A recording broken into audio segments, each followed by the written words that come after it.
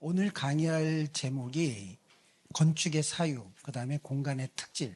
공간이 가지고 있는 여러 가지 특질이 있는데 한국 교회가 이 부분을 많이 놓치고 건축을 하고 있다 싶어서 이 두 가지 제목을 가지고 강의를 시작하도록 하겠습니다. 지금 시설물이 하나 보이죠? 이 시설물이 여러분 뭐같이 보이세요? 아, 그래요. 이 건축물이 이제 아래서 위를 본 거고요. 이건 자연이 아닙니다. 건축가에 의해서 인공적으로 만들어졌어요. 이게 평지였었거든요. 흙을 갖다 붓고 없는 호수를 만들고 길을 내고 뭐 하여튼 이런 시설을 만들었어요. 저 위에 중앙에는 12그루의 나무가 있습니다. 아래에서 위를 본 모습이고요. 위에서 아래를 본 모습이에요. 지금 이제 아까 12그루 나무 쪽에서 아래를 본 것이죠. 여러분 이 시설을 보면 대부분 공원 같다라는 얘기를 제일 많이 해요. 근데 이건 공동묘지입니다. 이런 공동묘지죠. 1919년에 스웨덴에 보면 그 우드랜드 공동묘지라고 하는 게 있는데, 공동묘지 하면 여러분 혐오시설이에요? 굉장히 즐거운 시설이에요. 혐오시설이에요. 우리는 납골당 건물 하나 들어오는 것도 지역에서 반대를 하는 정도로 혐오시설인데, 이 공동묘지를 지역 주민들하고 어떻게 공유할까를 건축가가 생각을 해서 이 지역에 만든 것이죠. 이 공동묘지는 1994년 세계문화유산에 등재가 됩니다. 그리고 많은 사람들이 방문하는, 그래서 여기 별명이 하나 있어요. 산자의 도시, 죽은 자의 도시. 이게 뭐죠? 죽은 자와 산자가 공존하는 도시라는 거죠. 상당히 많은 사람들이 여기서 치유를 받고 죽음을 생각하고 자기의 삶을 생각하는 공원으로 굉장히 유명해졌어요. 많은 사람들이 방문하는 그러한 공원과 같은 묘지가, 공동묘지가 만들어진 거죠. 건축가의 사고는 이와 같이 혐오시설을 어떻게 지역과 공유할까를 고민해요. 근데 우리 여기에는 불특정 다수가 모이지 않습니까? 근데 교회는 불특정 다수가 모인다는 것에서 굉장히 맥을 같이 합니다. 근데 교회가 들어온다고 하면 혐오시설 들어오는 것과 같이 어때요? 민원이 있어요? 없어요? 민원이 넘쳐요. 화가 나서 땅 파는 순간 민원으로 시작을 합니다. 그런데 한국 교회가 30년 동안 현대화가 되었지만 지역에게 굉장히 많은 도움을 주고 있음에도 불구하고 오늘날 이 시점에도 어때요? 민원이 버글버글해요. 이거 한번 생각해 봐야 되지 않을까.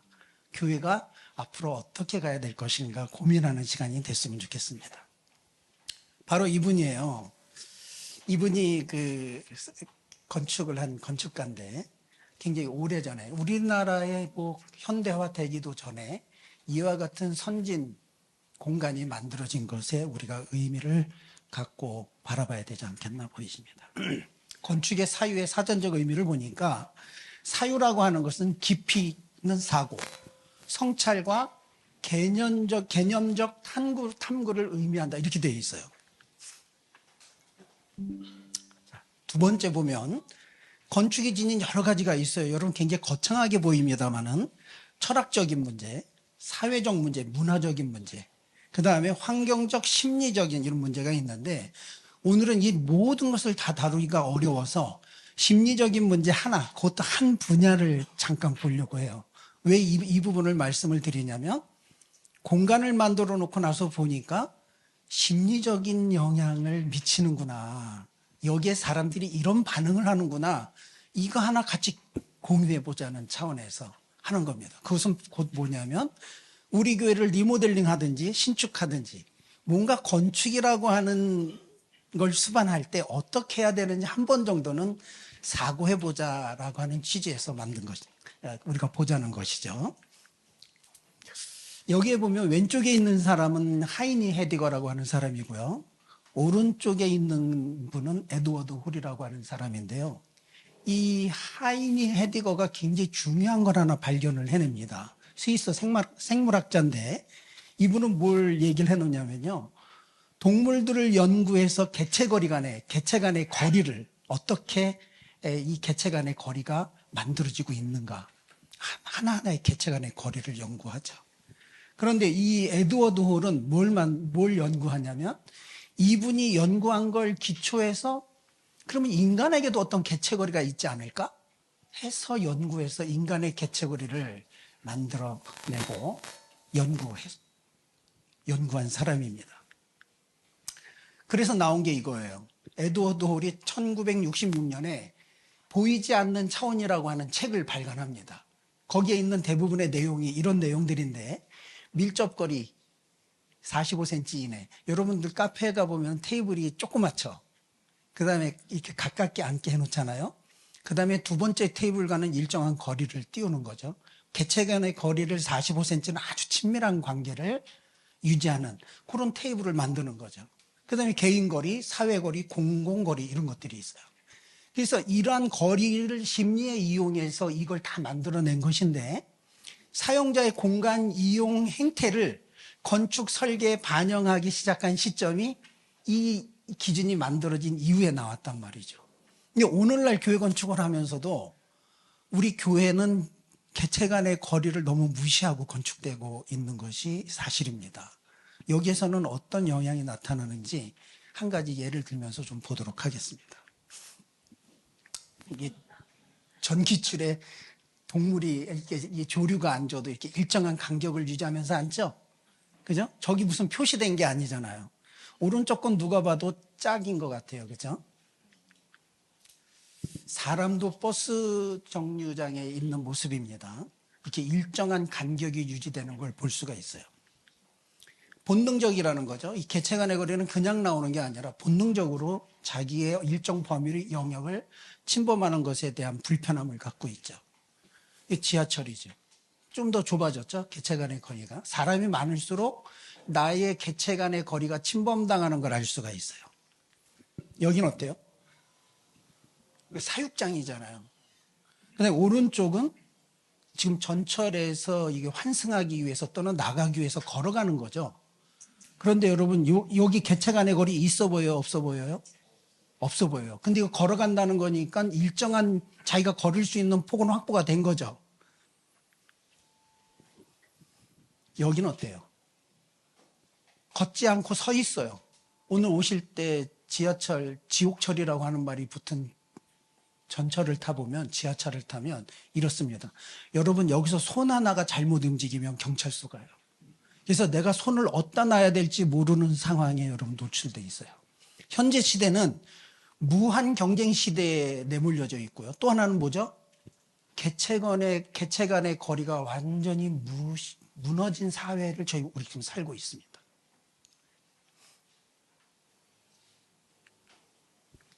자, 이렇게 혼잡한 것이 계속 지속되면 불편해져요. 지속되면 이건 스트레스로 작용하고 우리 몸의 부신이라고 하는 것이 활성화되기 시작해요. 이 부신 물질이 활성화되면 감정 기복이 생기고 피로도가 넘치고 집중력이 저하돼요. 하얀 쥐를 갖다가 집어넣고 많은 쥐들끼리 개체거리가 무너질 정도까지 집어넣고 부신을 검사했더니 거기서 다량의 부신이 발생되는 걸 이 연구 결과에 다 나와 있습니다. 근데 이런 스트레스를 우리 지금 현대인들이 받고 살아가고 있는 것이죠. 그러다 보니까 이 조류들이 낳은 알 먹는 것도 건강에 해를 끼치겠다 해서 나온 게 뭐죠? 동물복지가 이렇게 나오는 거예요. 동물복지. 자연스럽게 여기서 나오는 계란이 일반 계란의 몇 배가 비싼지 아세요? 거의 3배에서 4배 비싸요. 건강한 닭에서 나온 알을 먹고 싶어 하는 거죠. 사람은 스트레스를 받으니까 어디로 가요? 자연으로 나가요. 글램핑. 여러분, 글램핑이 문화로 오는 게 아니고요. 현대사가 극도로 현대사회가 피로를 느끼게 되면 스스로 한적한 곳을 찾아 떠나게 됩니다.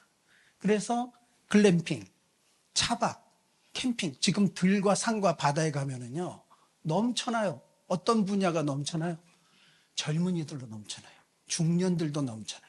아이들도 넘쳐요. 도시는 자꾸 사람들이 빠져나가죠. 다시 또 와서 스트레스 받을 장소가 도시가 됐어요.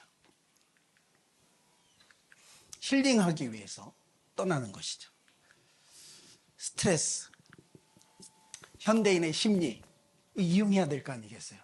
이거를 잘 이용한 시설이 있어요. 교회가 여기 들어갔으면 너무 좋겠습니다만은 교회가 그걸 잘 활용 못해요. 카페입니다. 여러분, 카페가 지역에서 다 카페가 지금 13,000개가 늘어나고 10,000개가 문을 닫는데요, 한 해. 그런데 정말 잘 되는 카페들을 유심히 보세요. 현대인들이 불편해하는 것을 정확하게 해소해주는 카페는 생명력이 있어요. 근데 따라서 한 카페는 생명력이 없어요. 그 교회가 여기서 뭐 배워야 돼요? 현대인들이 모일 수 있는 조건을 어떻게 만들어야 될까? 사실 그건 건축가들의 아이디어와 머릿속에 다 있습니다. 그런데 제가 지금도 설계를 몇 개를 하고 있습니다만은, 제가 어르신을 폄하하는 건 아니고요.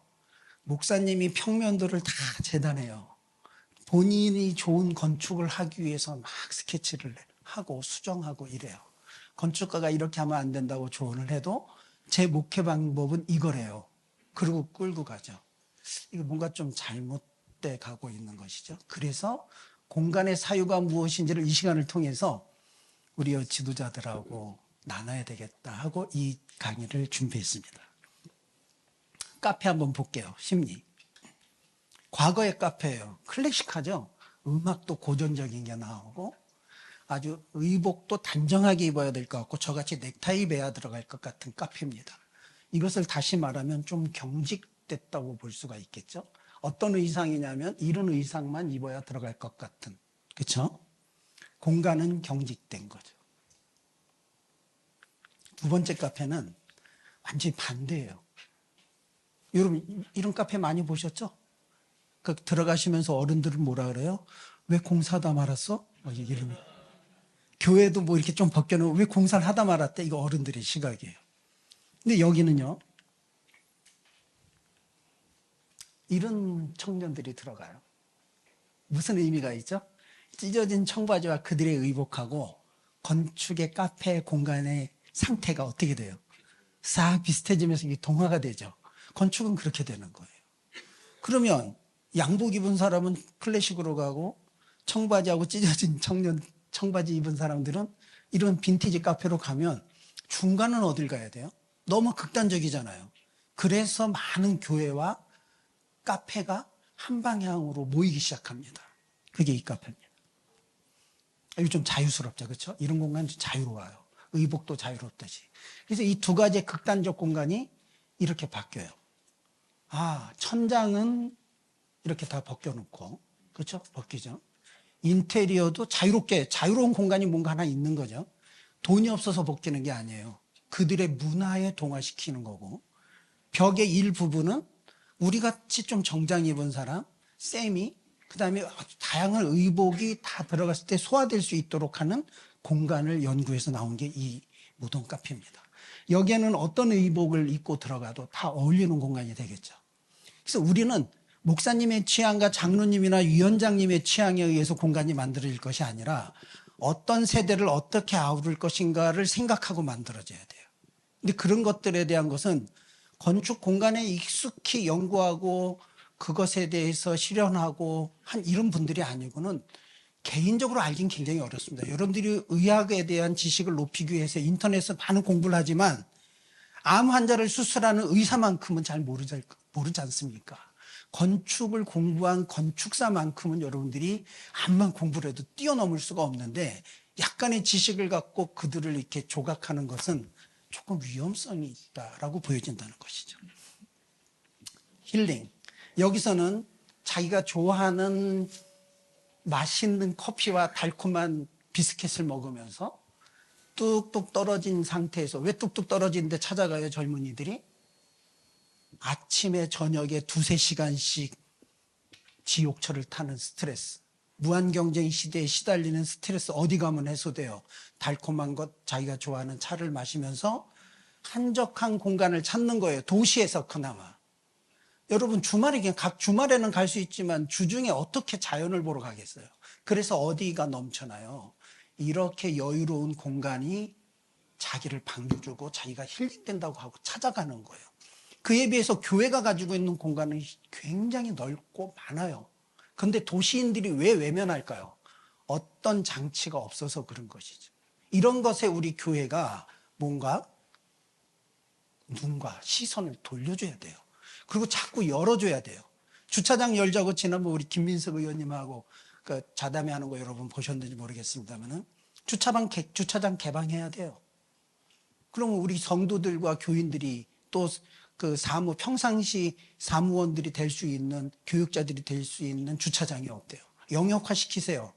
하루에 우리가 몇 대 될 수 있는 주차 딱 여기 마킹하고 나머지 다 오픈하고, 자꾸 사회하고 이런 노력을 하지 않고 사회와 하나가 될 수 있는 방법은 없다는 것이죠. 스스로 고립시키고 있고, 교회가 자꾸 에너지가 떨어지고 있고, 성도들이 오지 않고 일반인이 오지 않는 교회가 돼서는 안 되겠다는 말씀을 드리는 겁니다.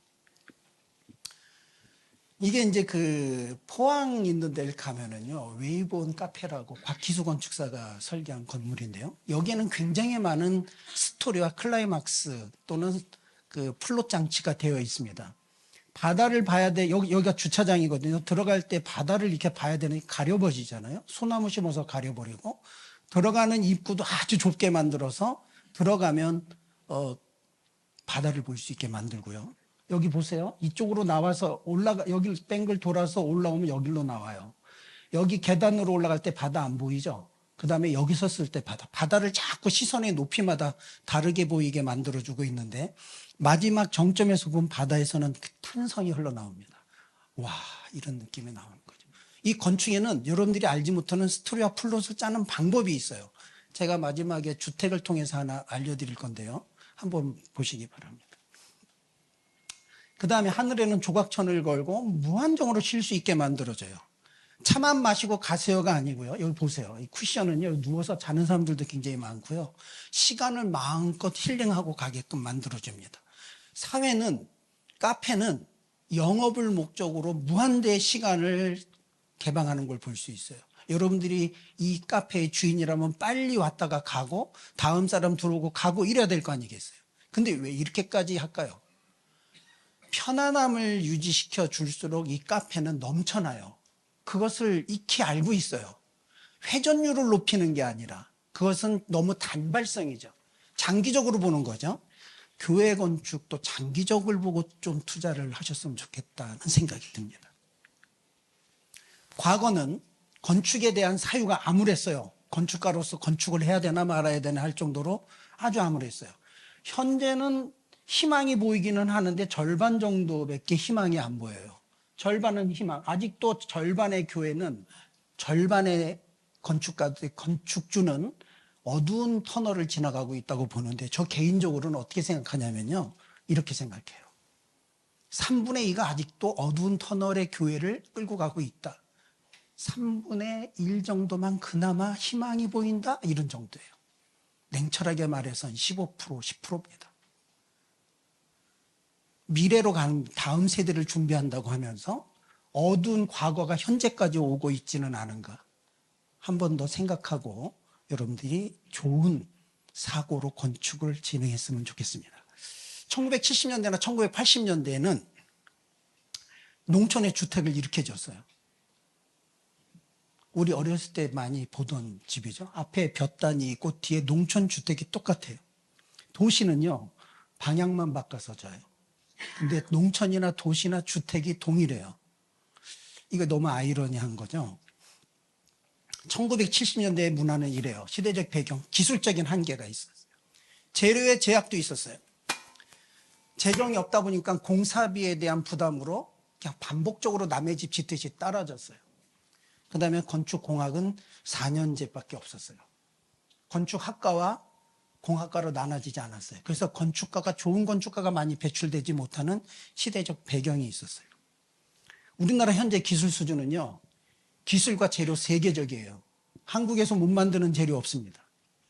건축학과가 22년 전에 5년제로 건축학과가 생겼고, 건축공학과는 4년제로, 건축학과는 설계, 심리 이런 것을 다룬다면 공학은 기술, 안전, 구조 이쪽을 다루는 학문으로 분야가 돼 있어요. 근데 과거에 건축 집을 한 번이라도 접었던 분들은 사고가 어디에 매몰되어 있냐면 공학에 매몰되어 있어요. 건축 학문이라고 하는 이론은 익숙하지 않아요. 그런데 공학에 매몰되고 집을 몇 번 지어본 목사님이나 장로님들은 건축가를 주도해요. 그게 건축인지 알고 있는 것이죠. 이 사고가 완전히 잘못되어 있는 것이죠. 자, 이렇게 다 모든 것들이 뒷받침돼서 오늘날 우리나라의 교회 현실은 세계적입니다. 한국에서 못 짓는 건물은 외국에서도 못 짓는 거죠. 교회 건축의 구성원의 의식은 어떤가요? 세계적인가요? 그건 스스로에게 물어보세요. 스스로 우리 교회 건축위원회를 구성했을 때 세계적인가? 아니면 모든 구성원들 중에 굉장히 의식이 높아서 합리적인 대화로 잘 진행되나? 한번 살펴볼 필요가 있습니다. 여기서 실패되면 교회 건축 성공한다고 담보하기가 어렵죠. 저희가 고급 주택은 5% 설계를 하고요. 교회 건축 95% 설계를 하는데 교회 건축은 1,000만 원이 안 되잖아요. 700, 800, 900. 고급 주택은요, 평당 3,000부터 시작을 합니다. 근데 그분들 설계를 맡으면요, 전적으로 건축가가 하는 말 100% 동의하고 따라와줘요. 교회는요, 안 따라와줘요. 너무 힘들어요. 자, 교회 건축을 진행하는 세대는 미래 세대를 준비한다고 준비하는데 구성원들은 어떤 의식에 멈춰져 있어요? 과거 의식에 멈춰져 있어요. 주택은 뭔지 아세요? 이 세 가지를 꼭 아세요. 주택이 앞에 70년대에 도시 농촌에 지어진 주택이 왜 잘못됐냐라고 말씀을 드리냐면요. 주거 생활을 영위하는 무슨 단위예요? 가족 단위예요. 3명 주택 다르고요. 4명 주택, 5명 주택 달라요. 2인 주택 달라요. 그래서 가족 단위의 보금자리를 설계하는 거예요.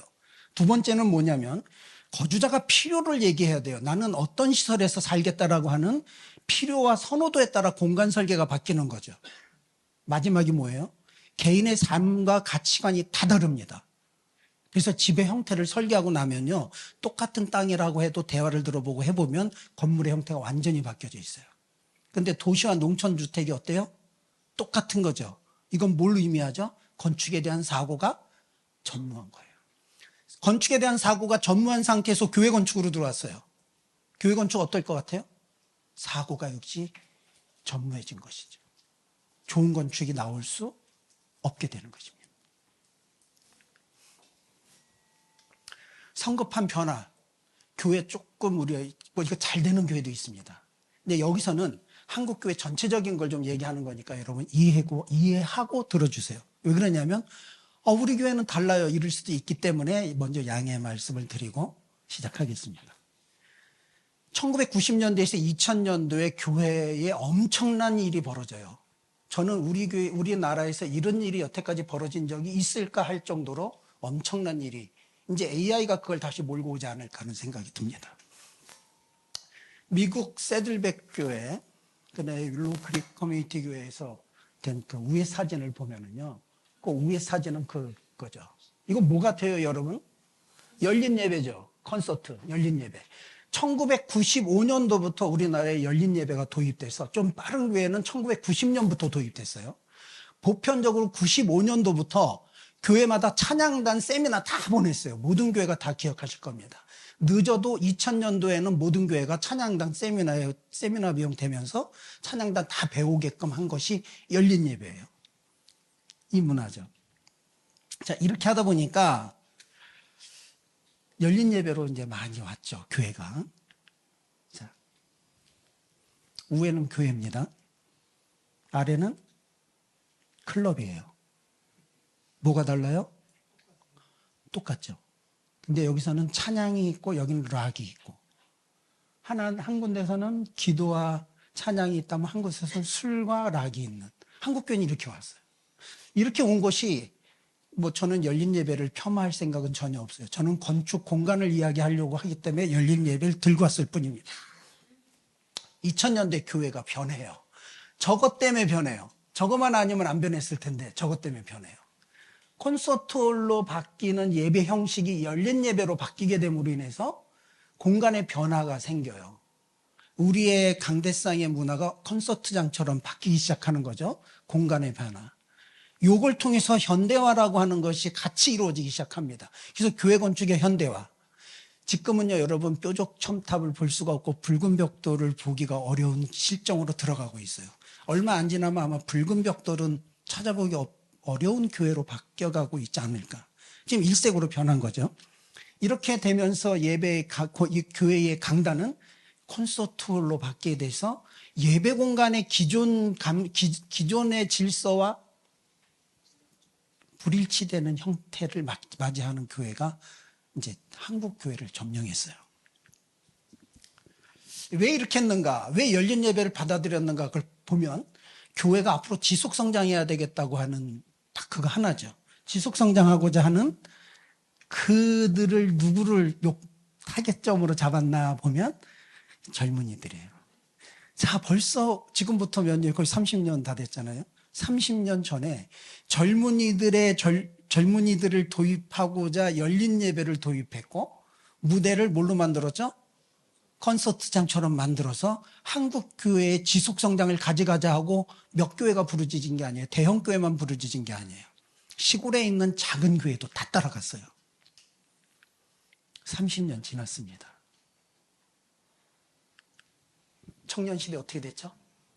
청년 절벽 시대.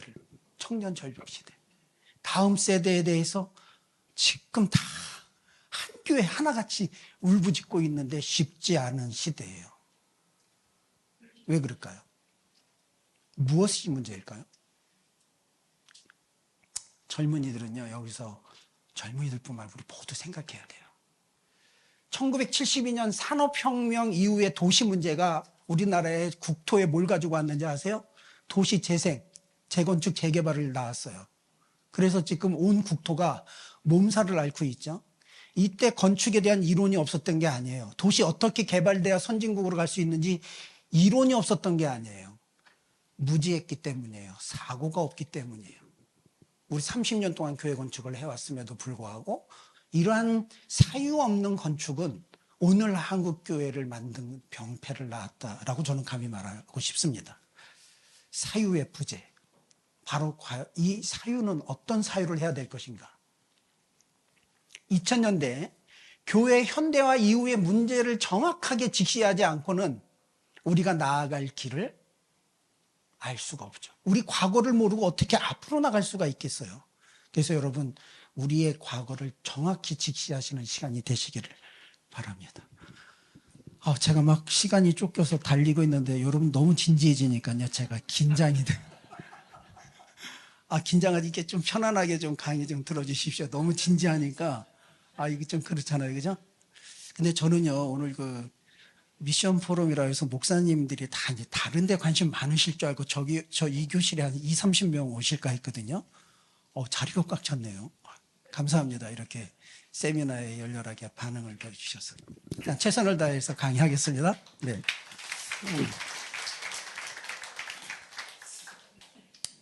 캄피교에 가면은요, 여기 헬싱키 나린과 광장에 여기 답이 있어요. 교회 답이 있어요. 여기에 답이 있어요. 헬싱키에 가면요, 이 캄피교회라는 교회가 있어요. 작아요. 여러분, 여기 보면 이게 예배당인데, 이게 다 예배당이긴 합니다만, 이 공간에 의자가 몇 개 있어요. 하나, 둘, 셋, 넷, 다섯, 여섯. 여기 이 교회보다 작은 교회 혹시 오셨나요? 의자가 둘, 넷, 여섯, 여덟, 12개 있어요. 그런데 여행하는 많은 사람들이 깜피교회 여기 무조건 들어가요. 안 들어가지 않습니다. 100% 거의 다 들어가요. 문이 항상 열려 있고요. 들어가면 항상 기도하고 멍하니 앉아서 예배당을 감상하다가 나오는 사람들이 대부분이고요. 그들이 나와서 글을 쓴다는 것은 나이 든 사람일까요? 젊은이들일까요? 젊은이들이 글을 올려놨는데요. 그거 읽어보시면 눈물 나요. 자기가 지친 것, 피로한 것, 정신적인 스트레스 여기서 다 쏟아놓고 간다. 너무 고마운 공간 만났다라고 고백하는 곳입니다. 여러분 헬싱키 가면 꼭 들러보시기 바랍니다. 교회 이렇게 졌어요. 저 큰 광장에 예배당 하나 덩그러니 조그맣게, 우리가 이렇게 큰 위치에다 교회를 진다면 어떤 교회 지시겠어요, 여러분? 한 10층짜리 대형 예배당 하나 재웠어요. 거기 사람들 많이 들어올까요?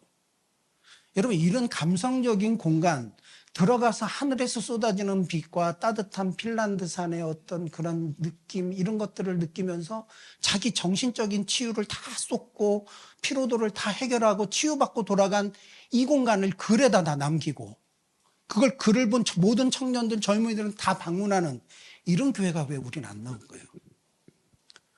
이거 답이에요.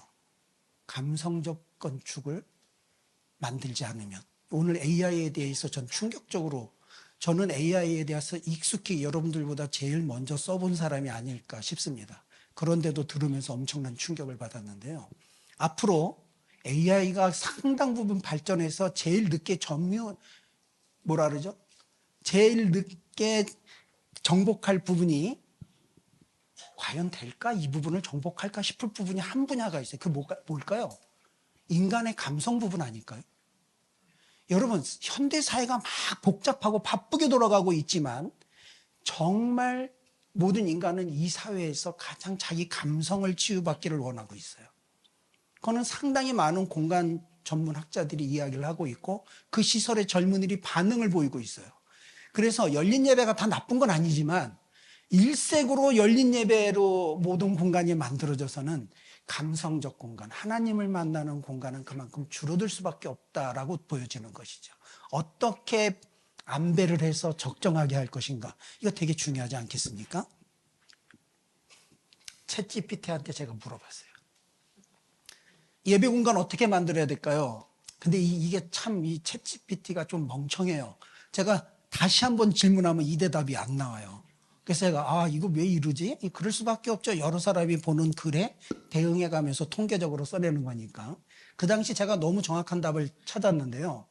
하나님을 경외하는 분위기를 조성해야 된다고 첫 번째 대답을 해주더라고요. 뭐예요? 경건성을 얘기하고 있어요.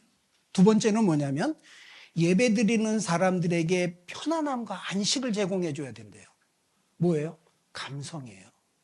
마지막이 뭐죠? 하나님과 만나는 특별한 경험을 제공해야 된다는 거죠.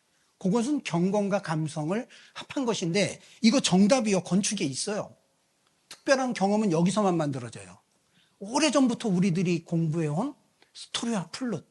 이걸 통하면 굉장히 특별한 공간이 탄생된다라고 저희는 오래전부터 배워왔어요.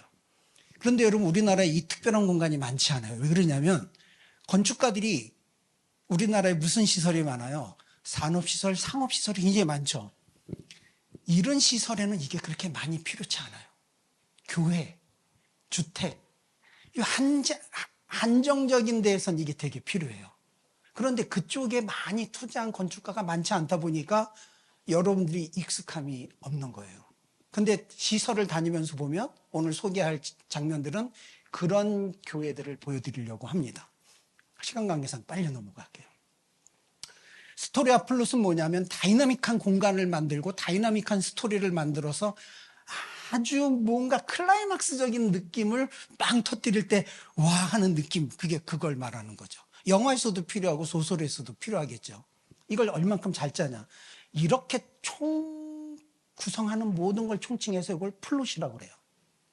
건축할 때 이게 매우 중요합니다. 특별한 경험, 이것은 공간, 여러분 그걸 갖고 이제 일반인들이 생각하는 것은 형태가 멋있으면 기억할 거야. 십자가가 높이 있으면 우리 교회 빨리 기억할 거야. 그런데 여러분 주변에서 십자가 제일 높아서 이 교회 기억나는 교회 있으면 하나만 빨리 생각해 보세요. 1초 만에. 1초.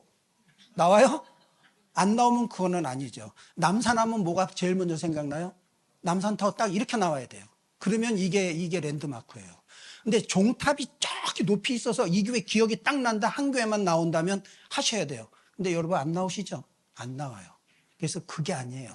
형태가 주는 랜드마크는 공간에서 오는데 공간에서 경험해 보지 못하면 어디를 자꾸 따라가냐면 예배당 형태를 보고 따라가요. 그래서 우리나라는 형태로 멋진 건물처럼 나오지만 3년 지나면 참 촌스러운 예배당처럼 교회 건물이 만들어지는 이유가 거기에 있습니다. 주택인데요. 빨리 넘어갈게요. 왜 주택을 들고 나오냐면요. 스토리와 플롯을 이해하기 되게 좋은 공간이 주택이에요. 주택은 기껏해야 4억에서 5억이면 건축을 해요. 교회는 몇십억을 들여요. 그런데 이런 스토리와 플롯도 적용 안 하고 짓는 교회들이죠. 자, 여기 들어가면 뭐가 나올까요? 왼쪽에 담장이 있죠. 오른쪽 담장이 있죠. 여기 들어가면 뭐 나올까요? 왜 마당 나와요? 그렇게 호응해 주셔야 제가 힘이 나요. 마당 나와요. 그래서 여기 딱 들어가면서 마당이 탁 나옵니다. 대문으로 들어왔잖아요? 아니에요, 밖에요? 밖이에요, 아니에요? 한마디로 통일해 주세요. 밖이에요, 아니에요? 자, 대문 안으로 들어갔는데 비바람 다 들어와요. 그러니까 밖이래요. 또 안으로 들어왔으니까 아니래요. 여러분, 이렇게 안과 밖이 모호한 공간을 특별한 공간이라고 그래요. 그래서 카페가 문을 쫙 열면 폴딩 도어 적히면 이게 안과 밖의 경계가 해제됐죠. 이게 특별해지는 공간이에요. 경험해보지 못하는 공간이에요. 이런 것들은 건축에서 익히 만들어져서 사용되고 있어요. 그런데 이것이 현대로 오면서 더 많은 조명을 받게 돼요. 폴딩 도어는 환기에 굉장히 좋은 방법으로서 교회 건축에서 주목받는 장치 중에 하나입니다. 자연환기죠. 이렇게 모호한 공간, 경계가 해제되는 공간, 이걸 이용해서 제가 현대 건축을 15년 전에 설계했어요. 자, 왼쪽에 담장이 있고 오른쪽에 담장 같은 걸 만들었어요. 문을 열고 들어가면 현대 건축인데 마당이 나올까요? 나올 수가 없겠죠, 여기서는. 근데 건축가는 나오게 하고 싶어요, 안 하고 싶어요? 자, 이쪽이 거실이고요. 문을 열고 들어가요. 이 가운데, 이 왼쪽이 오픈돼 있어요. 이게 하늘이 뻥 뚫려 있어요. 그 공간이 이렇게 뚫려 있어요. 그래서 이게 오 하면은 이거 1차 감동입니다. 1차 감동. 자, 여기 이제 달이 딱 걸리면요. 집주인은 저기서 차를 마시면서 이 공간을 떠날 수가 없대요. 온통 스트레스 받다가 여기서 차 한 잔 마실 때 자기는 여기 테이블을 놓고 하늘을 보면서 힐링을 받는데요. 주택은 이렇게 짓는 거예요. 그 들어가면서 보세요, 여러분. 들어가면서 보면 스토리와 플롯을 설명하고 있습니다. 들어가면서 보면 이 벽이 없으면 거실이 넓어지겠죠. 근데 이 벽을 딱 막아놓고 여기 유리로 해놔서 이걸 보도록 했어요. 여기 더 이상 볼 거 없습니다 하는 것이죠. 어디에 집중하라는 거죠? 여기 집중하래요. 자, 그 다음에 걸어서 들어옵니다. 딱 들어오면 이 벽을 지나면서 이 장면을 딱 만나요. 이때 대부분 어떤 느낌을 표현할까요? 와, 이 클라이막스예요. 그래서 여러분, 여기에는 건축을 사용하는 공간에 대해서 내가 이 땅 전체 소유자는 아니지만 이 풍광을 다 가질 수 있게 만들어주는 거죠. 건축은 자꾸 뭔가 이러한 변화를 시도하면서 공간의 장치를 가져가고 있어요. 그런데 우리 교회에서는 이런 클라이막스 장치에서 누굴 만나야 돼요? 신을 만나게 해줘야 돼요. 하나님의 임재를 경험하게 만들어줘야 돼요. 거기에 사람들 무릎 꿇고요. 저기 글램핑으로 가는 청년이 이 앞에 나와서 정서 치유 다 받고 하나님 앞에 돌아가고 다시 집으로 돌아가고 말씀의 은혜 받고, 이거 반복적으로 되게 해줘야 되는데 우리 이 감성을 다 내려놓고 교회 건축하고 있는 것이 너무너무 안타깝습니다. 너무 안타깝습니다. 시간상 이거 다 설명 넘어가고요. 역동성 한번 설명할게요. 제가 10분밖에 안 남았어요. 할 시간은 한 1시간 거리가 남았는데 할 게 지금은 이거 역동성 설명하면 끝날 것 같고요. 자, 보겠습니다. 제주도에 있는 방주교회입니다. 아시죠?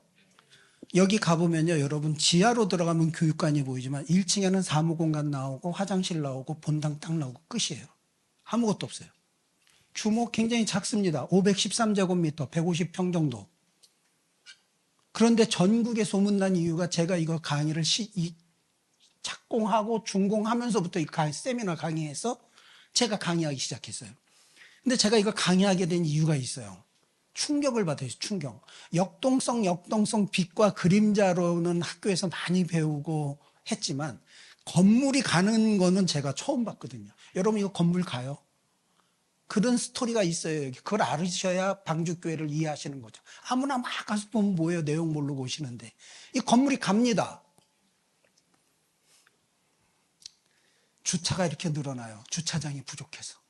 들어가는 길로 따라서 들어갔더니 이 교회 안으로 밀고 들어왔고요. 방주교회. 자, 여기 보면 얇은 기둥이 쭉 있죠. 얇은 기둥이 쭉 있고 물을 채워서 방주교회예요. 물에 떠 있는 것처럼. 위에 유리는 샌드블러스터 유리로 해서 사람이 안 보여요. 빛만 들어오고 밑에는 투명 유리예요. 그러면 이 건축가는 어디를 보라는 걸까요? 위를 보라는 걸까요? 아래를 보라는 걸까요? 이 이타미준 선생님은 위에 보지 마, 아래 좀 봐줘, 이런 것 같아요. 그럼 아래를 보면 뭐가 보여요? 물이 보이죠? 물하고 이 잔잔한 기둥, 샛기둥하고 만나죠. 제 아들하고 가서 예배를 딱 드리는데요. 우리 아들이, 막내 아들이 엘리야인데, 아빠, 이 녀석은 이제 건축가 다닐 때요. 아빠, 건물이 가요. 이래요. 예배 중에. 그래서, 야, 예배 집중해, 이 녀석아. 그랬어요. 진짜 가요. 그러는 거예요. 그래서 봤어요. 진짜 가는 거예요. 깜짝 놀랐어요. 제주도에 뭐가 많아요? 바람이 많죠. 바람이 뭘 흔들었을까요? 물을 흔들었어요.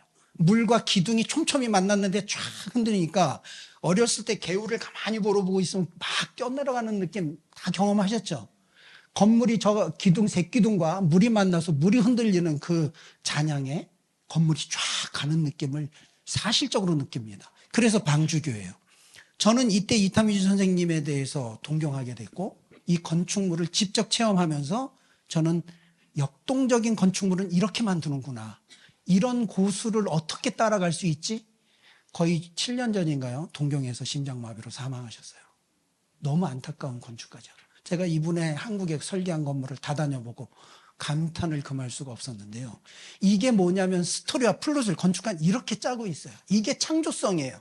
근데 교회 건축하다 만나는 목사님들이나 장로님들은 창조성을 멋진 건물 창조해와 보세요로 이상한 걸 하고 있어요. 여러분, 왜 유명한 교회는 유명한지. 여기 십자가 보이세요? 어디 가도 이 방주교는 십자가를 볼 수가 없어요. 기둥을 빼서 빛이 나오게 해줬고요. 기둥을 세워서 하나의 양각을 세웠고요. 수평적 벽을 만들어서 상징적 십자가를 만들었습니다. 어떻게 하면 십자가를 고급지게, 어떻게 하면 은유적으로 표현할까?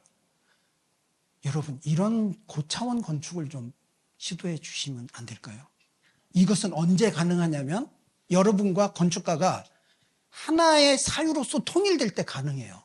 제가 하고 싶어도 교수님 교회 아니잖아요. 좀 따라주세요. 이렇게 하면 이거 안 되는 거거든요. 그러니까 여러분 사유는 얼만큼 중요하냐면 건물이 만들어져서 없어질 때까지 존재해야 되기 때문에 중요해요. 그래서 같은 사유, 같은 공간을 공유할 때 좋은 건축이 만들어져서 건축에 상을 줄 때 세 사람을 줘요. 건축가, 건설회사, 그 다음 마지막 누구 줄까요? 건축주를 줘요. 왜 그런지 아세요? 건축주도 위대한 거죠. 가치 공유가 됐기 때문에 그 가치를 인정해 주는 겁니다. 넘어갈게요. 마지막입니다. 5분 안에 끝내야 되는데 이게 이제 토마무라고 하는 지역을 제가 물어서 찾아갔는데요. 요거는 인터넷에서 제가 찍을 수가 없어서 인터넷에서 제가 갖고 왔고요.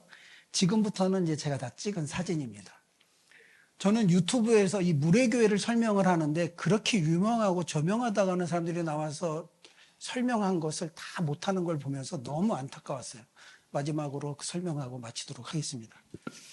안도다다오라고 하는 분이 설계를 했는데요. 여기에는 안도다다오가 생각한 것을 얼마만큼 건축가가 읽어낼 수 있느냐가 그 건축가의 수준을 담보하지 않겠나 이렇게 보여져요. 그래서 저는 상당 부분을 찾았다고 봅니다. 여기 보면요. 전체가 자작나무고요. 여기 뭐라 그러죠? 친엽수. 친엽수의 나무는 거의 없어요. 거의 자작나무죠. 살 수가 없는 거죠. 자작나무 밭에 친엽수가. 근데 딱 들어가면 토마무에서 요 진입로를 딱 들어가는 순간 여러분 이거 다 이게 자작나무 하얀 줄기대가 보이잖아요. 요거 무슨 나무 같이 보여요? 요 향나무 같은 친엽수예요. 전나무인지 향나무인지 하여튼 그런 나무의 종류예요. 근데 그걸로 뭘 가린 것 같아요. 전 저거 나중에 알았어요.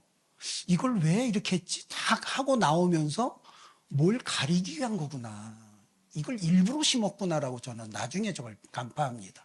이걸 가려서 이걸 지나가 봅니다. 이걸 딱 지나니까 다 이렇게 역시 이 화렵수의 나무인데 침엽수가 또 다 이렇게 가려놨어요.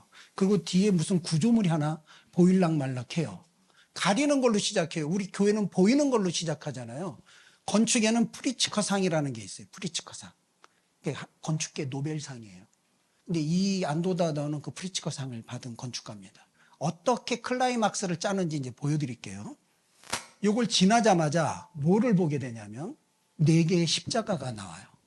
이때 만나는 십자가는요, 여러분 지금 이게 사진으로 보는 것과 달라요. 이렇게 가다가 교회인지 알고 온 거거든요. 근데 들어가면서 다 가렸다가 갑자기 이걸 지나면서 만난 십자가는 저한테는 세상에서 이거보다 큰 십자가를 만난 적이 없어요. 충격적으로 다가왔어요. 자, 여기서 한 가지 사진을 보세요. 여기가 들어가는 진입문이거든요. 우리 교회는 여기다 문을 내달라고 하겠죠. 근데 이 문이 없으니까 일로 못 들어가잖아요. 그래서 왼쪽을 봅니다. 그랬더니 여기서 문이 없어요. 아, 이쪽에 가면 있구나. 그래서 다시 이제 글로, 여러분 같으면 가야 안 가요? 가죠. 그래서 여기 들어가 봤어요. 일로 걸어서 갔더니 여기 없어요. 있어야 되잖아요. 없어요. 어디 있어요? 뭔가 들어오라는 사인만 있지 문이 없잖아요. 무한정 제가 따라 들어갑니다. 아, 제가 다른 걸 눌러서. 들어갔더니 끝에 넓지도 않은 작은, 한쪽은 인공구조물이 막고 있고 한쪽은 자연구조물이 딱 있고 끝에 작은 게이트가 있어요. 일로 들어오래요. 이 담 넘어서 무슨 소리가 들리는지 아세요? 물 흐르는 졸졸졸졸 흐르는 아주 예쁜 골짜기에서 흐르는 물소리가 나요. 그래서 물의 교회구나라는 걸 한번 생각하게 만들죠. 안으로 들어가니까 물이 단단단 져서 흘러내려가는 장면이 보이고 오른쪽을 딱 보는 순간 이런 예배당이 보여요. 근데 여러분 일반인들은 이걸 보는 순간 뭐 유명하다 그래서 왔는데 볼 게 별로 없네 이런 정도의 사인이에요. 근데 여러분 저는 건축 기행을 갔어요. 예배계 때 간 게 아니고 기행을 갔기 때문에 이 건축물 사진에서 100번도 더 봤을 거 아니겠어요. 모든 자료를. 너무 충격적이죠. 제가 요쯤 갔을 때 하나님이 저에게 음성이 제 생각인 거죠. 너는 여기 건축 기행을 온 거지만 하나님의 전에 들어가는 것을 기억하라라는 느낌이 딱 왔어요. 그래서 제가 소스라지게 들리면서 아, 예수님, 물을 통해서 예수님의 세례의 의미를 깨닫고 죄를 씻김 받았다는 의미를 깨닫고 건축기행을 한 경험이 요 자리쯤에서 제가 일어납니다. 아, 이거 왜 이렇게 길을 길게 했고 물을 걷는 시간을 왜 길게 했을까? 건축가는 이 사유를 하게끔 했구나. 교회를 들어갈 때 마음가짐을 다 덜어내게끔 나처럼 여기서 이런 깨달음을 갖고 목사님의 메시지를 만나게끔 하는 장치를 여기서 했구나를 전 깨달았어요. 여러분, 앞에 문을 바로 내갖고 헐레벌떡 와서 예배 드리는 분과 천천히 이런 사고하고 들어와서 예배 드리는 분과 누가 더 은혜로울까요? 건축은요, 우리 교회는 그렇게 넓은 땅이 없어요. 그게 아니에요. 장치를 어떻게 하느냐의 문제인 것이지, 우린 저런 땅 없어서 저거 못해요. 이건 굉장히 어리석은 발상인 거죠. 근데 그렇게 하고 계속 들어갑니다. 자, 이제 여기가 들어가는 장치예요. 현관을 들어가는데 왼쪽으로 가야 되잖아요. 들어가면 예배당으로 가야 되니까 어디로 보내요? 계단이 보이시죠? 요게 본당 들어가는 길인데 오른쪽으로 올라가게 만들어요. 오른쪽으로 올라가면서 안으로 들어가 볼게요. 요 4개의 십자가를 감아 돌고 본당으로 진입하게 만들었어요. 그랬더니 여기는 제가 보니까 동선은 간결하게 만들어야 돼요? 길게 만들어야 돼요?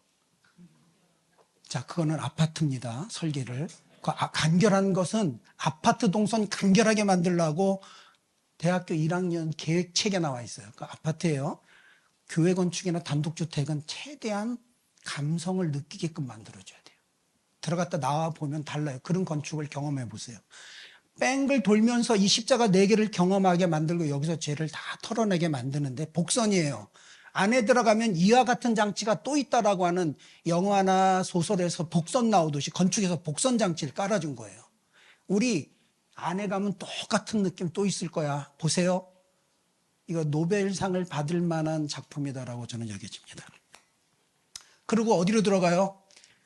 무덤으로 들어가요. 지하로. 여기서는요, 이거 슬라이드로 보여주는 거는 좀 웃겨요. 눈으로 보지 않으면 느낄 수 없는 감동을. 저 말하면 안 돼요. 슬라이드만 보세요.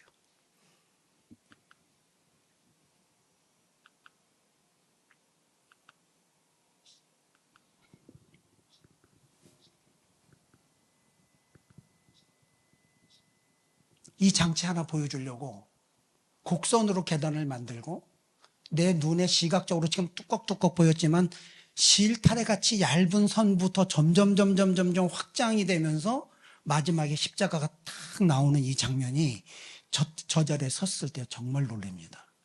제가 어디 앉아서 찍었냐면요. 이 자리에 앉아서 있는데 뒤에 중국 사람들 들어올 때 어떤지 아세요? 엄청 시끄러워요. 뭐 정신없어요. 그런데요, 제가 공간 연구하는 사람이잖아요. 물러났어요, 뒤로. 여기 딱 뒤에 물러나서 제가 가만히 서서 있었어요. 어떤 행동을 보이나 보자. 사람들이 앉아요.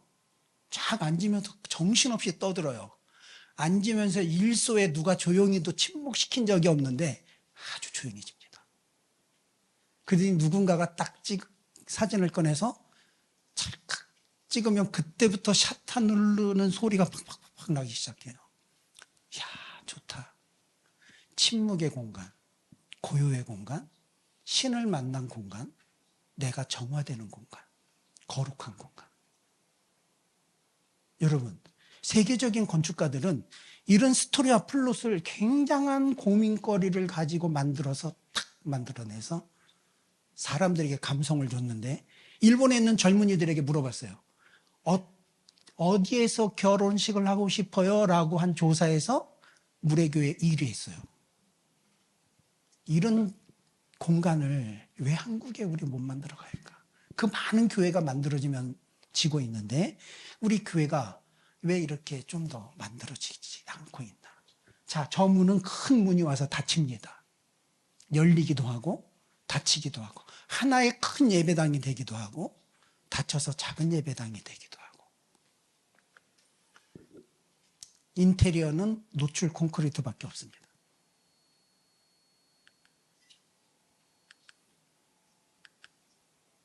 이제 열리는 중이죠, 문이. 이 많은 사람들이 떠들던 게 일소에 침묵되는 걸 보면서 공간은 사람을 경험하게 만들고 침묵시키게도 만든다. 소란스럽고 떠들게도 만듭니다. 건축이 주는 사유, 공간이 가진 특질 조금이라도 이해하셨다면 여러분들 그 이해도를 가지고 좋은 건축을 하시기를 바라면서 제 강의를 마치도록 하겠습니다. 이상입니다. 오늘 제가 여러분 모시고 건축의 공간 혁신에 대해서 얘기를 나누게 되는데요. 발표할 내용이 이제 여러분들 다 이제 교회 건축에 관심이 많으시잖아요. 본인의 집을 짓기 원하셔서 여기 오신 분 없으실 것 같고 교회 건축에 관심이 있으셔서 여기 오셨는데 저는 이제 교회 건축에만 집중하지 않고 일반 건축에서 우리가 배울 수 있는 부분이 어떤 부분인가. 그래서 전반적으로 일반 건축을 좀 총괄적으로 좀 바라봐서 공간 혁신이 어떤 것들이 있었고 지금 어떤 공간 혁신들이 있고 앞으로는 또 우리 교회 건축에서 공간 혁신이 어떻게 될 것인가에 대한 좀 조심스러운 저의 예상을 가지고 좀 얘기를 좀 나눠드리고자 합니다. 발표 시간이 40분 정도 짧겠지만 여러분들이 그동안 기도하시면서 준비하시고 고민하셨던 교회 건축 공간에 대해서 제 얘기를 통해서 상상력을 좀 상상의 나래를 피시고 우리 공간은 좀 이랬으면 좋겠다. 저게 우리 공간에 맞는 게 아닌가. 이런 정도의 생각을 하신다면 이 시간이 헛되지 않을 거라고 저는 믿습니다. 자, 불을 여기를 조금 꺼주시죠. 아까 저쪽에 불 한 대로 위에는 다 꺼주시고요. 아래 2개만 좀 켜주세요. 오늘 제 얼굴 보러 오신 분들이 아니시기 때문에 자, 이 정도면 될 것 같습니다. 일단 공간 혁신, 건축의 공간 혁신이라는 거를 말씀드리기 전에 혁신이라는 게 뭔가 그런 생각을 해보게 됐어요. 자, 다음 슬라이드. 혁신을 보시면 한자로 쓰면 가죽 혁자 혹은 고칠 혁이라는 의미도 있죠. 거기에다가 이제 새로울 신자를 쓰게 됩니다. 변화하다 또는 새롭게 하다라는 뜻을 가지고 있고, 혁은 가죽 혹은 기존의 상태를 바꾸거나 고친다는 의미가 있습니다. 영어로는 innovation이라고 쓰죠. 라틴어 innove어에서 유래된 단어고요. 안으로 인과 새롭게 하다라는 노베어의 결합입니다. 그래서 새롭게 하다 또는 새롭게 만들다라는 의미를 가지고 있어요. 혁신이라고 생각할 때 저희가 항상 인식의 오류가 좀 있었던 부분이 뭐냐면 저도 그랬었거든요. 뭔가 없던 거에서 전혀 새로운 것을 만드는 게 혁신이 아닐까라고 생각을 제 자신도 해왔었는데 이번에 단어의 의미를 다시 한번 곱씹어 보다 보니까 그게 아니구나. 혁신이 멀리 있는 게 아니구나. 우리가 지금까지 느끼고 향유하고 생각했던 가까운 곳에 있었던 곳에서 조금 더 개선해서 발전시켜서 쓰는 게 혁신이구나 라는 게 이 단어의 뜻에서 나오게 됩니다. 그래서 혁신이 멀리 있는 게 아니고 우리 가깝게 우리가 지금까지 지내왔던 여러 경험 속에 존재하고 있었구나라는 걸 생각을 하시고 오늘의 내용을 좀 들으시면 좋겠습니다. 여기 불 하나만 켜주실래요? 그래서 오늘 발표는 4가지 정도로 크게 나눠서 말씀을 드리겠습니다. 아까 좀 개론 형식으로 말씀드리겠다고 한 게 이제 이런 부분인데, 첫 번째는 우리가 이제 공간 혁신을 볼 때 인류의 건축 역사에서 공간 혁신이 어떻게 이루어졌는지 이거를 얘기를 하다면 뭐 한 달 정도 제가 말씀을 드려야 될 것 같지만 짧게 말씀을 드려야 되기 때문에 최대한 간략하게 한번 찾아보겠습니다. 그 다음에 두 번째 챕터에서는 최근 주목받고 있는 현대 건축에서의 공간하고 기술 혁신이 어떤 것들이 있는지 한번 보겠습니다.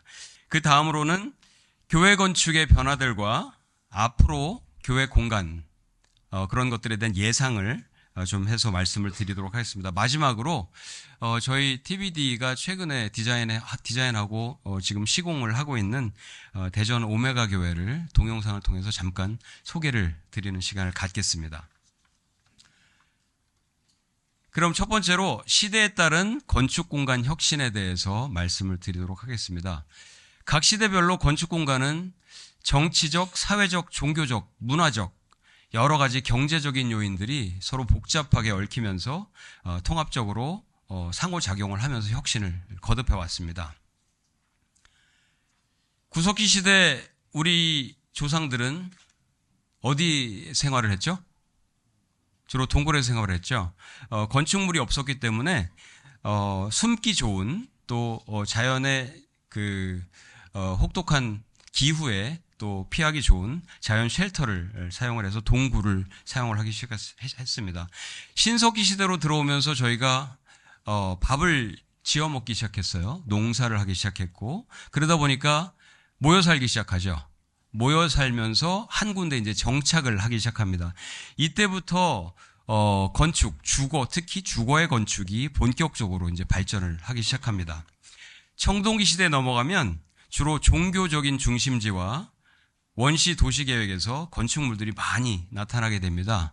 이때는 이제 흙벽돌과 목재 등을 사용해서 구조물이 좀 단단해지기 시작합니다. 그 다음에 철기 시대로 넘어가면 부족 간의 전쟁이 많아짐에 따라서 방어를 위한 복잡한 요새를 짓는 그런 건축물들이 많이 일어나게 되고 또 종교적 건축물의 발전이 많이 일어나게 됩니다.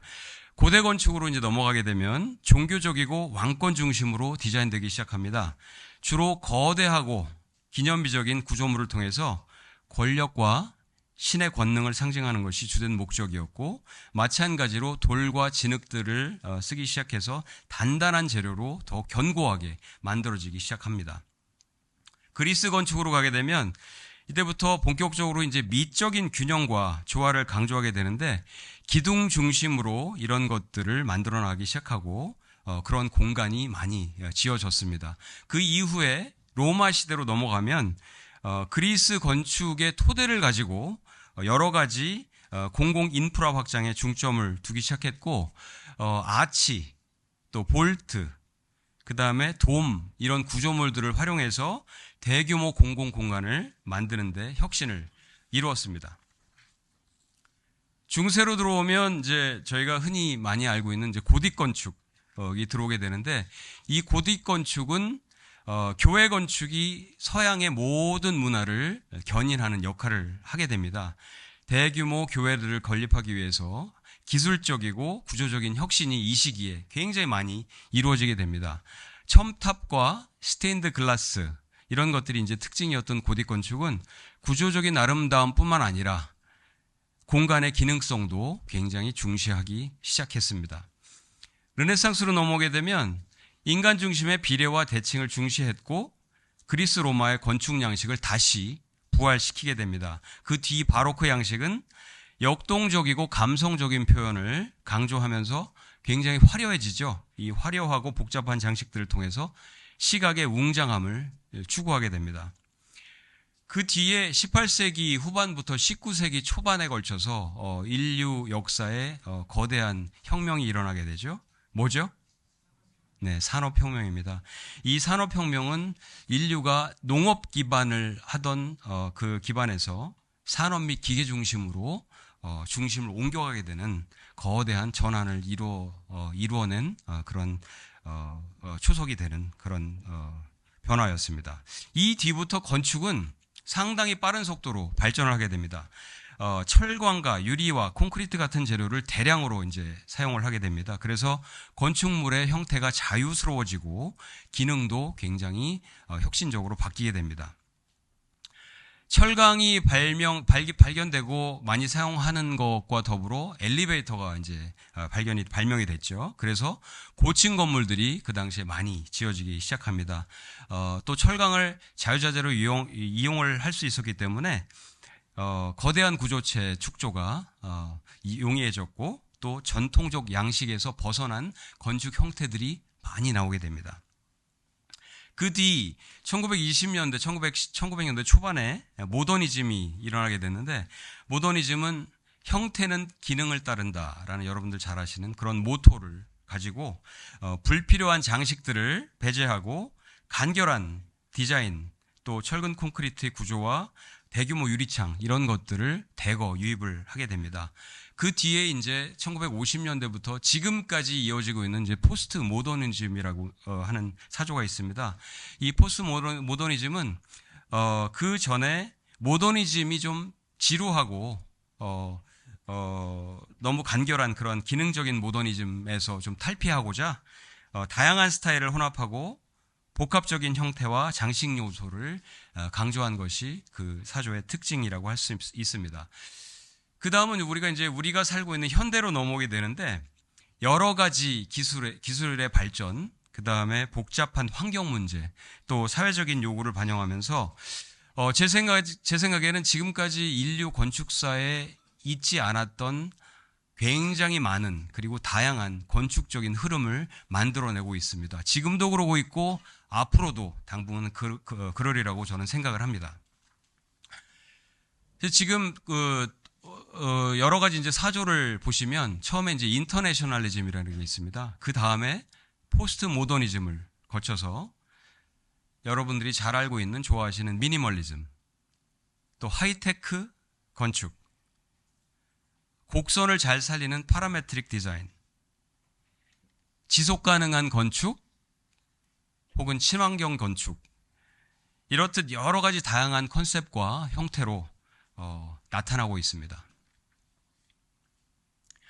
이제 두 번째 챕터로 넘어가게 되는데요.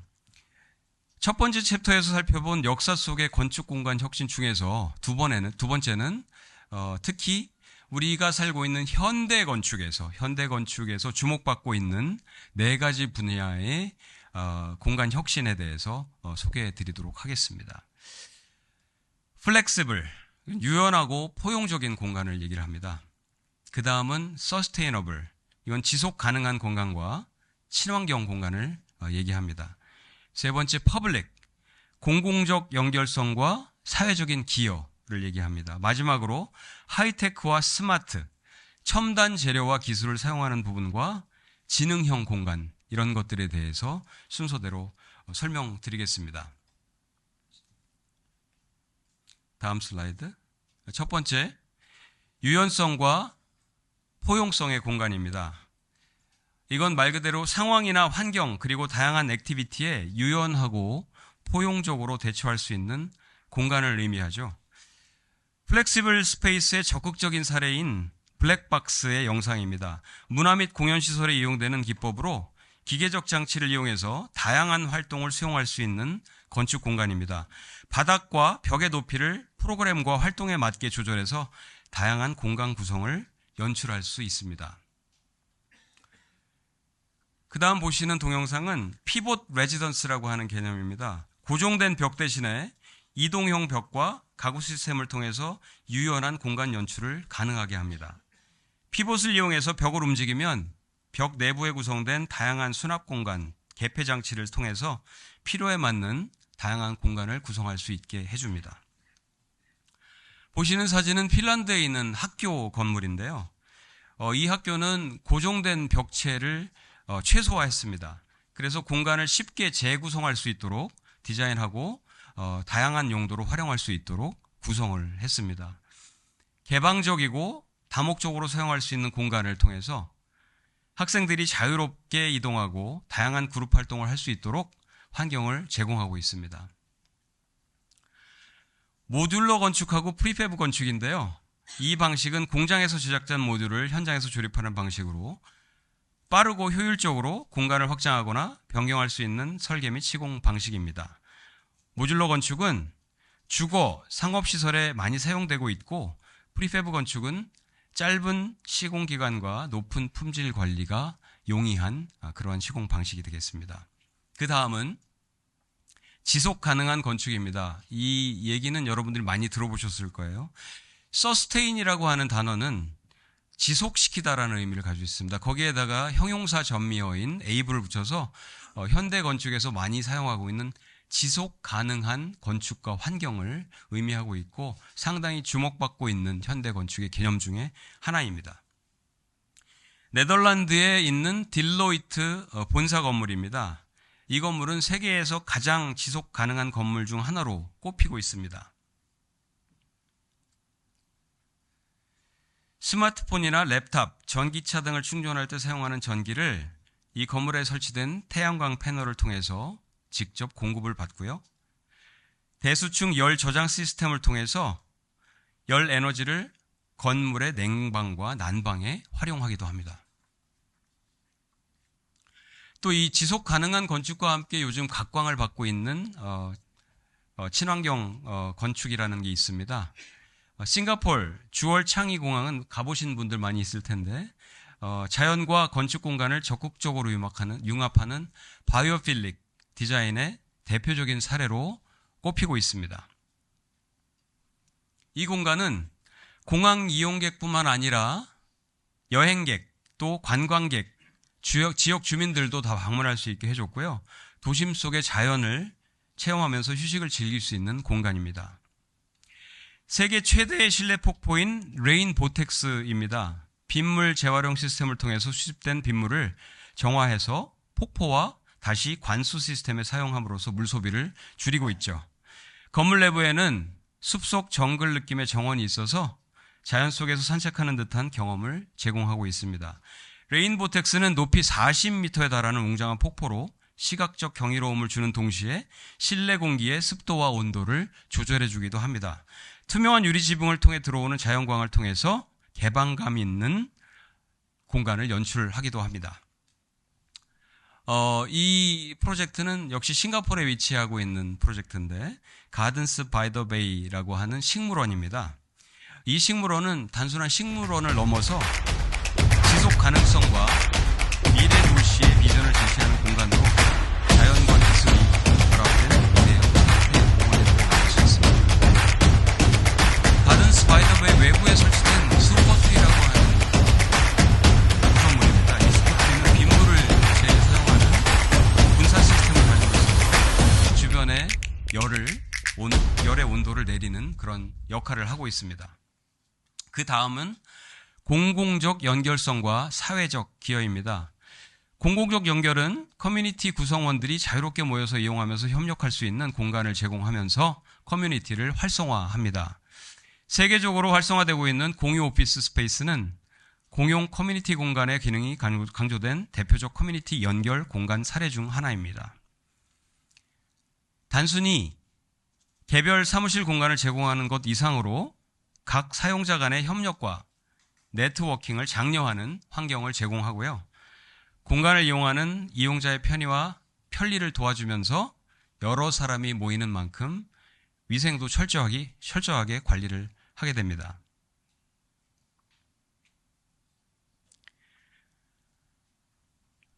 사진에 보시는 공간은 그 뉴욕의 공공 도서관, 뉴욕 시립도서관 옆에 있는 브라이언트 파크입니다. 요즘 저 브라이언트 파크 같이 공공시설들을 공공에 환원하는 그런 움직임들이 많이 일어나고 있죠. 도심 한가운데 위치하면서 공공공원이자 활기찬 커뮤니티 공간으로 탈바꿈되고 있습니다. 이 공원은 다양한 공공 이벤트와 커뮤니티 프로그램으로 많은 사람들이 자연스럽게 모여서 교류할 수 있는, 또 여러 가지 프로그램을 즐길 수 있는 뉴욕의 대표적인 문화 공간으로 자리매김하고 있습니다. 보시는 건물은 폴란드에 지어진 콩코르디아 디자인 센터라고 합니다. 여기는 공공 건물인데 업무를 할 수 있고 전시를 할 수 있고 여러 가지 문화적 교류를 할 수 있는 공공적인 기능을 굉장히 많이 갖추고 있습니다. 그래서 다양한 사람들이 모여서 협력하고 소통하면서 즐길 수 있는 그런 다목적 공간이 됩니다. 1층에는 카페테리아, 코워킹 스페이스, 전시실, 회의실, 세미나실 이런 다양한 공간들을 제공을 하고 있고요. 사람들이 그 안에서 휴식을 하는 동시에 여러 가지 문화 및 취미 활동을 같이 공유할 수 있는 그런 시설이 되겠습니다. 건물 옥상으로 올라가면 루프탑 테라스가 있는데 거기도 마찬가지로 문화 공간으로 전시와 F&B를 갖추고 있고 여러 가지 문화 활동들이 이루어지면서 사회적인 교류가 활발하게 일어나고 있습니다. 그 다음으로 첨단 기술과 스마트 건축입니다. 3D 프린팅 기술을 이용한 건축물은 기존의 건설 방식보다 더 빠르고 정확하게 건축물을 만들 수 있습니다. 공사 시간뿐만 아니라 건설 비용도 줄여주죠. 곡선 구조 등의 복잡한 기하학적 형태나 전통적 건축 방식으로 구현하기 어려운 디자인을 쉽게 제작할 수 있습니다. 아직은 실험적일 수 있지만 맞춤형 설계와 빠른 제작에 필요한 프로젝트에서 주목받기 시작하는 새로운 기술입니다.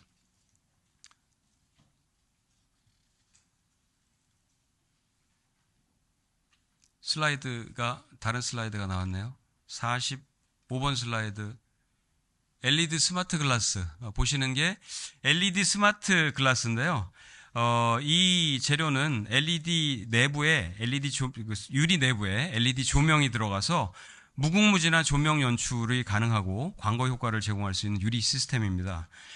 건축물의 외벽과 내부 인테리어, 상업 공간 등에 많이 사용되기 시작하고 있고 유리의 투명성도 가지고 있으면서 LED 조명 효과를 결합할 수 있는 독특한 시각적 경험을 제공하고 있습니다.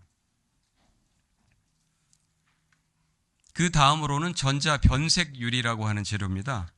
여러 층의 얇은 필름으로 구성이 되어 있고요. 이 필름에 전압이 가해지면 색이 변하거나 투명도가 조정이 됩니다. 이 필름 안에는 산화물이 포함되어 있어서 전기 신호가 가해지면 이온들이 이동하고 유리의 색상이나 투과율이 변화하는 방식입니다. 또 사용자가 본인의 스마트폰 앱을 통해서 태양의 투과율을 단계별로 조절할 수 있습니다. 그래서 에너지를 절약하고 에너지 효율을 높일 수 있습니다. 증강현실과 가상현실인데요. 이 두 기술을 사용한 디자인 방법은 다양한 혁신적 기능을 제공하면서 건축 디자인의 한계를 확장시키고 있습니다.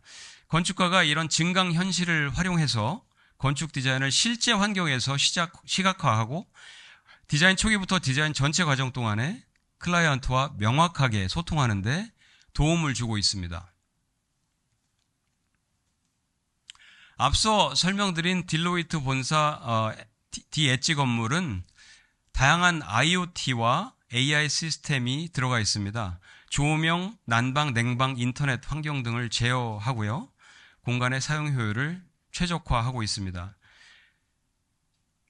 이 건물에서는 사용자들이 어디 공간을 많이 사용하는지를 추적할 수 있고요.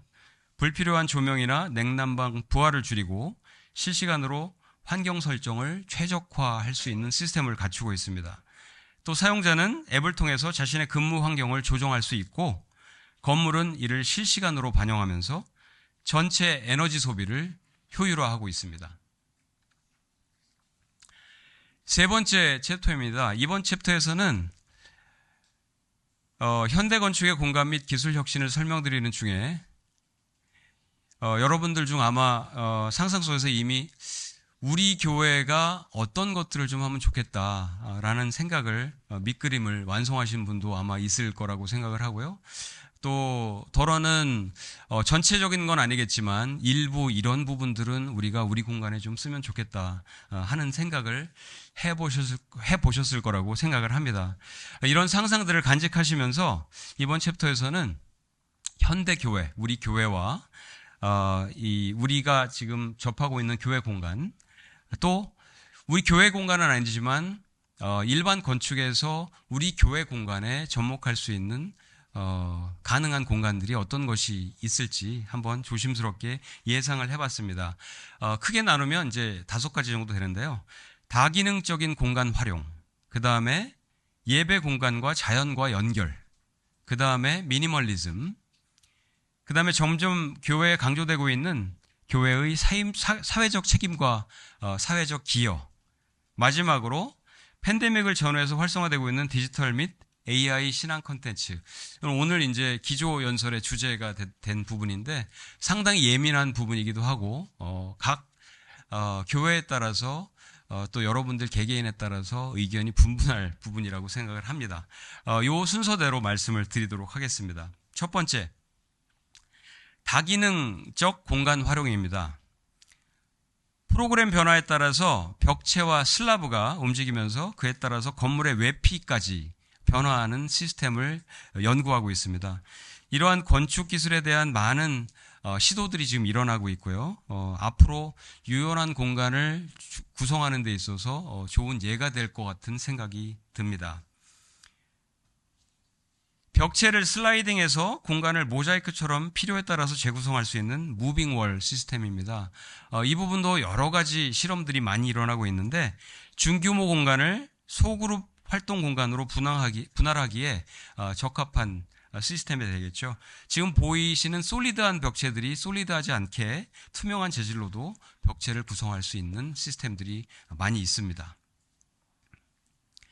앞서 소개드렸던 블랙박스 형식을 조금 간소화한 오퍼러블 시팅 시스템이고요.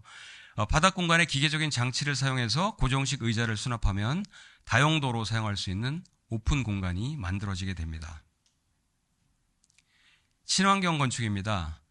보시는 사진은 미국 알칸사에 위치한 가시면류관 채플이고요. 425개의 창문을 통해서 주변 오자크 언덕의 자연을 예배당 내부로 연결한 자연 친화적 교회 공간의 대표적인 사례로 꼽히고 있습니다. 이 사진은 미국 커넥티컷에 위치한 그레이스 팜스라는 복합시설인데요. 자연과 건축을 통합하고 예술 컨텐츠와 사회적 기여, 신앙적인 컨텐츠가 모두 들어가 있는 복합 공간이 되겠습니다.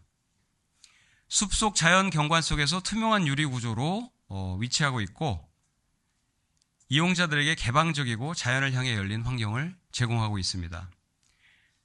다양한 커뮤니티 단체들이 다목적 프로그램을 할 수 있는 멀티펑셔널 스페이스를 가지고 있고 모여서 책을 읽고 서로 소통할 수 있는 도서관, 음식을 나누며 자연 속에서 이야기하고 휴식할 수 있는 카페테리아를 가지고 있고 자연을 향해 열려 있는 집회 공간은 이용자들로 하여금 깊은 묵상과 영적 체험이 가능할수록 할 수 있도록 돕고 있습니다.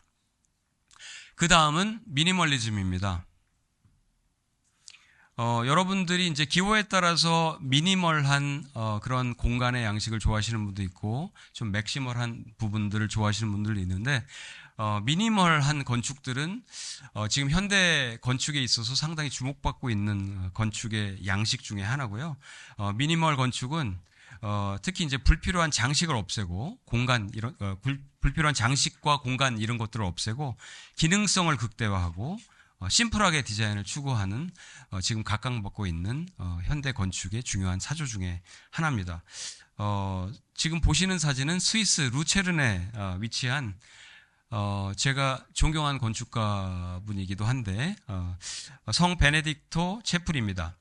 목재를 사용해서 단순한 디자인으로 풀었고, 자연채광을 통해서 명상적인 분위기를 연출을 해서, 빛을 상징적으로 연출을 해서 예배 드리는 자들이 집중할 수 있도록 공간을 극대화했습니다.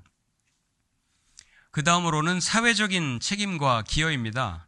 시카고에 있는 윌로우 크리크 교회가 이 분야에서 상당히 유명한 교회로 알려져 있는데, 이 교회는 윌로우 케어 센터라는 케어 센터를 가지고 있습니다. 이 케어 센터에서 시카고 지역의 다양한 사회적 서비스를 제공하고 있습니다. 식료품 가게가 있고요. 의류 가게, 케어 서비스, 치과, 안과, 취업 및 지원 서비스, 또 법률 지원 같은 다양한 서비스를 제공하고 있습니다. 그중 푸드 팬트리라고 하는 식료품 가게는 이웃에게 식료품을 제공하고 지역사회 식량 공급 문제를 해결하기도 합니다. 마지막으로 디지털 테크놀로지입니다. AI의 기술을 통해서 이용자의 알고리즘을 분석하고 이용자에 맞는 예배, 성경 구절, 소그룹 신앙 활동 등에 적합한 신앙 콘텐츠를 제시하는 플랫폼들이 많이 개발이 되고 있고 제공이 되고 있습니다. 스마트폰 앱을 통해서 다양한 성경 구절, 음악, 묵상 자료를 선택하고 자신만의 맞춤형 신앙 콘텐츠를 구성할 수 있고요. 이런 부분들은 특히 MZ세대 사이에 점점 확산되고 있는 게 세계적인 통계 자료입니다. 지속적으로 개발될 것으로 예상이 되고 있는데 아까 말씀드린 대로 상당히 좀 위험한 부분도 있고 또 선별적으로 우리가 선택해야 되는 부분이 분명히 있을 거는 같습니다. 그 다음에 저희가 온라인 예배로 많이 이제 전환된 그런 교회들이 많은데 하이브리드 처치의 개념이 있습니다. 온라인뿐만 아니라 오프라인도 겸해서 그렇게 예배를 진행하고 있는 교회들이 많이 늘고 있습니다. 이 온라인 방송을 통해서 예배뿐만 아니라 라이브 채팅도 하고 기도 요청도 하고 또 소그룹 모임 활동도 할 수 있는 그런 다양한 컨텐츠를 제공을 하고 있습니다. 최근에는 거기에다가 메타버스 기반으로 플랫폼을 만들어 가고 있는 상황이고요. 많은 사람들이 다양한 방법으로 신앙생활을 할 수 있도록 돕고 있습니다. 메타버스에서 예배는 아바타를 통해서 참석자들이 서로 실시간으로 대화하고 실제 목소리로 소통할 수 있는 점에서 기존 온라인 예배와 조금 다르긴 하죠. 이런 방식은 다시 말씀드리지만 신학적으로 문제가 있다고 하는 그런 견해들이 많이 있습니다. 다만 또 일각에서는 예배에 참여하게 하는 새로운 방식이고 조금 더 편하게 선교할 수 있는 좀 편하게 우리의 종교를 받아들일 수 있는 긍정적인 선교의 방식이 아닐까 하는 그러한 시각도 있습니다. 지금까지 설명드린 건축 공간은 여러 가지를 통해서 굉장히 많이 진화해 왔고 앞으로도 거듭해서 발전해 나갈 것으로 예상을 하고 있습니다. 오늘 설명드린 여러 가지 공간 혁신의 아이템들 이외에도 말씀드린 대로 다른 여러 가지 것들이 시도되고 있고 또 연구가 되고 있습니다. 이런 다양한 방법의 시도들을 통해서 우리가 우리 교회에 맞는 공간 혁신이 뭔지 어떤 공간이 맞을지 고민을 이제 많이 하게 되는데요. 오늘 이 순서를 통해서 결론을 낼 수 있는 부분은 아닐 겁니다. 다만 여기 오신 여러분들, 저를 포함한 여러분들이 우리 교회가 우리 교회 구성원과 또 우리가 담아야 할 지역 커뮤니티를 위한 공간이 어떻게 되는 게 가장 바람직할 것인가를 기도하면서 차근차근 정리를 해나간다면 어느 누구도 부럽지 않은 혁신적인 공간을 이루어 나갈 것이라고 저는 굳게 믿고 있습니다. 이것으로 오늘 강연의 본론 부분을 마치도록 하고요. 마지막으로 저희 TBD가 최근 디자인해서 지금 공사를 하고 있는 대전 오메가 교회를 동영상을 통해서 간단하게 소개해 드리도록 하겠습니다.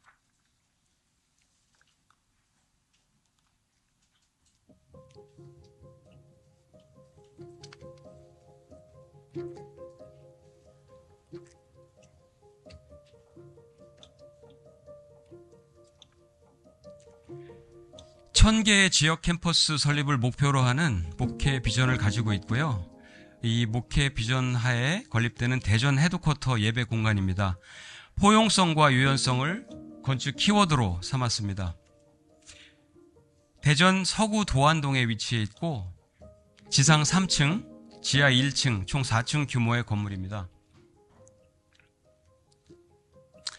파사드는 고딕 건축의 수직적 패턴을 모티브로 했고 이를 미니멀하게 재해석해서 반복적인 그리드로 만들었습니다.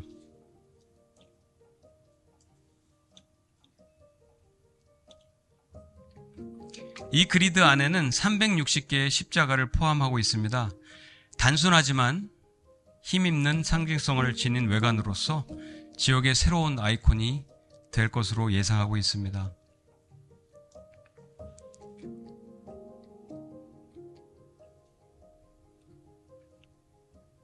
(1층은) 여러 가지 프로그램을 담을 수 있는 갤러리 형식의 화이트 박스, 2, 3층은 공간 사용의 유연성과 포용성을 극대화한 블랙박스, 옥상층은 야외 공연 및 액티비티를 할 수 있는 옥상 정원을 가지고 있는 그린박스로 구성했고 건물의 외피는 알루미늄 재료로 구성한 그리드 시스템입니다. 1층은 로비와 함께 서브채플과 교육공간이 있고요.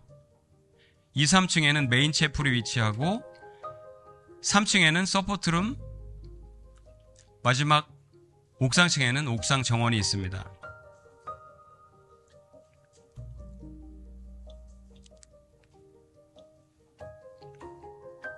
단면도를 통해서 각 층 프로그램을 설명드리면 지하 1층에는 스튜디오가 있고 1층에는 메인홀, 서브채플, 2, 3층에는 로비와 메인 채플, 3층에는 목회자실, 기타 기능실 그리고 부속실들이 있고요. 옥상에는 옥상 정원과 소그룹 활동실 등을 배치했습니다.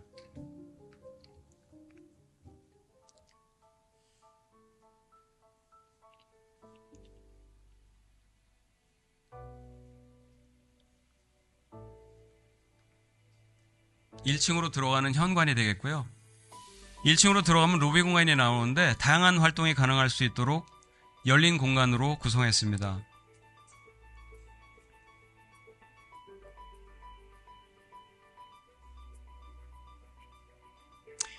(2층) 로비를 통해서 2, 3층 메인 채플이 연결되어 있습니다. 두 개 층 복층으로 구성된 메인 채플은 기둥이 없는 공간으로 예배와 찬양 예배, 세미나, 컨퍼런스, 웨딩 등 각종 교회 행사 및 커뮤니티 활동에 열려 있습니다. 옥상층에는 야외 정원 및 무대, 소그룹 활동실들을 구성해서 교회와 지역 커뮤니티가 적극적으로 활용할 수 있도록 구성했습니다.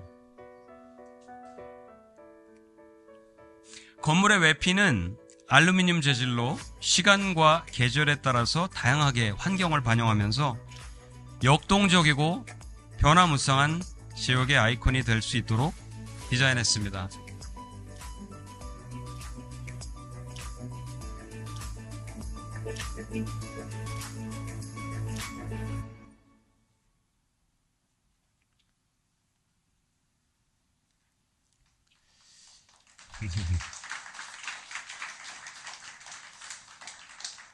지금 보여드린 그 대전 오메가 교회가 오늘 설명드린 그 공간 혁신의 모든 아이템을 다 담고 있지는 않습니다. 다만 그 앞으로 교회 건축에 있어서 작은 변화와 혁신의 견인차가 될 수 있기를 조심스럽게 이 자리를 통해서 소망해 봅니다. 오늘 뭐 시간이 짧았기 때문에 많은 걸 설명을 못 드렸고요. 전 화면 보죠. 전 화면. 저는 국민일보 그 지면을 통해서 김태현의 교회 공간 탐구라는 타이틀로 교회 건축에 대해서 한 80회가량 연재를 지금 진행하고 있습니다. 오늘 그 발표에서 차마 많이 못 드린 그런 내용들은 그 지면을 통해서 더 자세하게 제가 내용을 충실하게 만들어서 여러분들과 함께 다시 만나기를 희망합니다. 아래 그 QR코드를 찍으시면 저희 인스타그램과 유튜브가 연결됩니다.